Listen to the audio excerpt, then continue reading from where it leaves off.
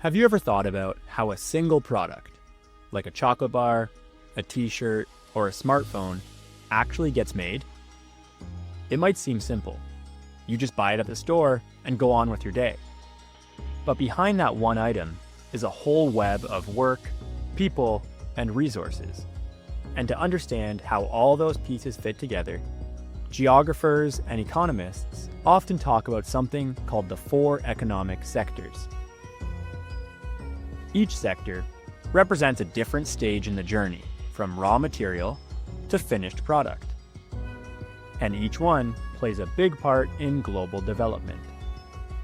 Let's break it down. The primary sector is where everything begins.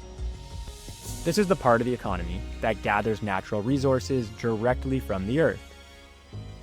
That includes things like farming, fishing, mining, and forestry. If someone is planting wheat, catching cod, or digging up copper, they're working in the primary sector. These jobs are essential. They provide the raw ingredients for everything else. Next comes the secondary sector. This is the part that takes those raw materials and turns them into usable goods. That wheat might become pasta in a factory. That copper might become wires in an electronics plant. These are the builders, the makers, the manufacturers. They create the things we use in our everyday lives. Then there's the tertiary sector. This one's all about services. People who help sell, support, or deliver products. Think of the cashier at the grocery store, the person delivering your package, the plumber fixing your sink, or the doctor at the clinic. They don't grow food or make products, but they play a big role in helping society function.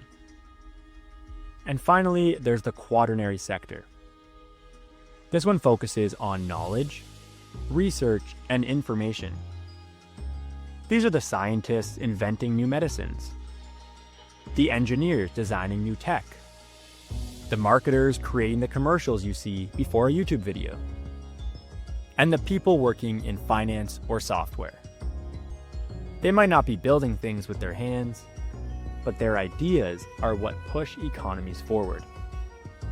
Now here's something interesting. The balance between these sectors can tell us a lot about a country's economy. In low-income countries, most people work in the primary sector, often in agriculture or resource gathering. These jobs are important, but they don't usually bring in as much money or allow for economic growth. In middle-income countries, you'll find more work in the secondary sector, like factories and manufacturing. These jobs help create infrastructure and products, but there can still be big gaps in wealth. In high-income countries, most jobs are in the tertiary and quaternary sectors: services, education, tech, and research. These kinds of economies tend to be more diverse, more stable, and more focused on innovation.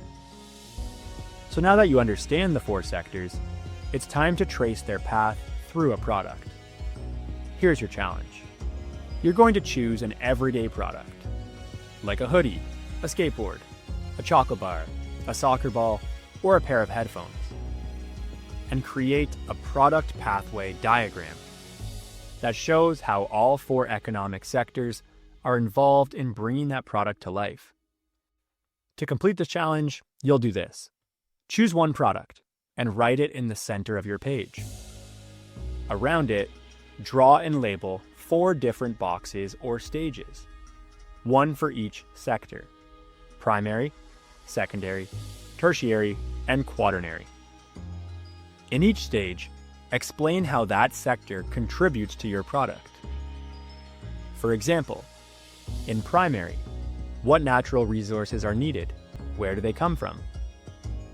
Secondary, how is that product manufactured or assembled? Tertiary, who sells it, ships it, or supports it?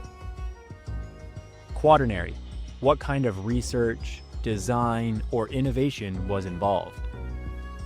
You can use drawings, arrows, symbols, and color to make your diagram clear and creative.